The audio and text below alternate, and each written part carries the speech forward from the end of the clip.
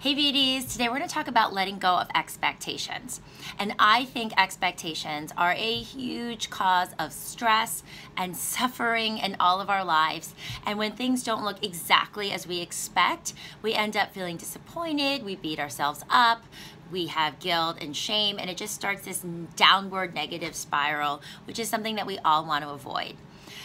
Expectations are sort of the way that I think we try to control our world, and when we soften that, when we let go, we realize that we can actually co-create in a much more fluid way. Life can flow along, and again, there's just none of that, or a lot less of that negative energy around disappointment.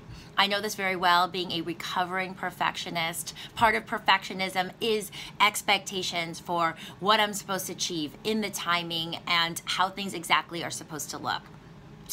So this is something I talk about quite a bit in my new book, Recipes for Your Perfectly Imperfect Life, which is really about looking at wellness and life in a much more holistic way.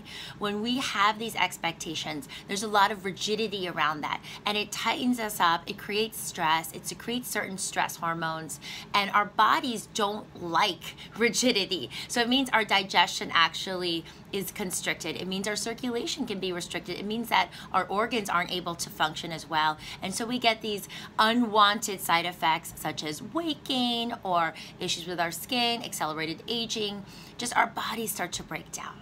So the first thing I would say about expectations is, number one, this is a direct quote from Recipes for Your Perfectly Imperfect Life: expect life to work with you, but when it doesn't, work with it.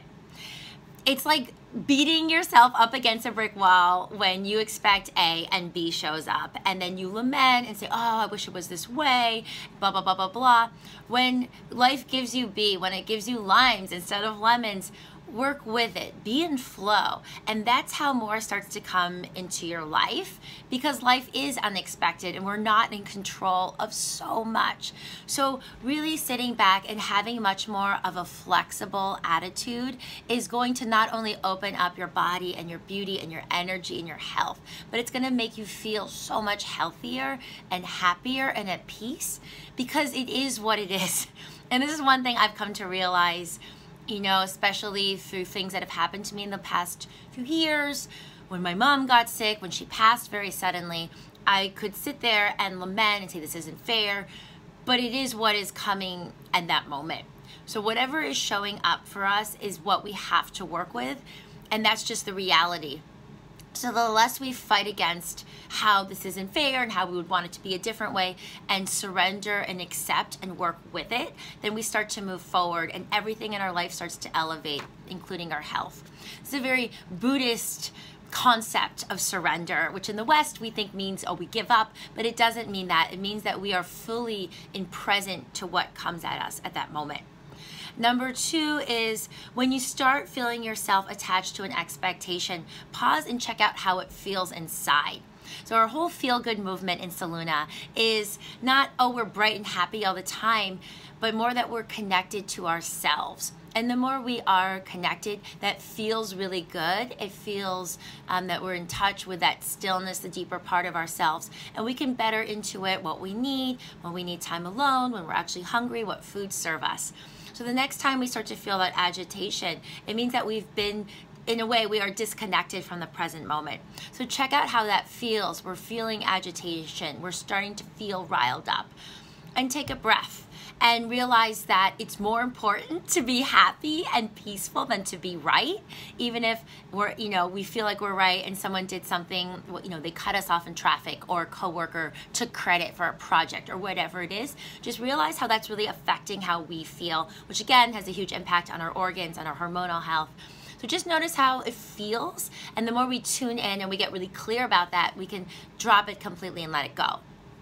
And thirdly, I'll say, start trusting more. If we trust that life is bringing us what we need in that moment, all these lessons, all this growth that's happening, we realize that we were never in control, and we don't have to be in control, and we're not in control anyway. And this trust comes in, which is ultimate peace and sitting back and realizing that we can put right effort. We're co-creating, but at the same time, there's this bigger dimension, the universe, the divine, whatever you want to say, is helping us along the journey, and we are progressing, whether it looks exactly how we want it to or not. There is a bigger plan, and when we really trust in that, more peace and joy comes forth. So I hope that these tips are ones that will resonate with you, just letting go of expectation more and more in your life so you can be in your ultimate perfection. Every moment is bringing us what we need to what we need for growth, and being in that presence and relaxing into that. And if you want to dive deeper into this topic, there's a lot more about this in Recipes for Your Perfectly Imperfect Life. I send you so much love. I will see you back here soon. So take care and see you soon.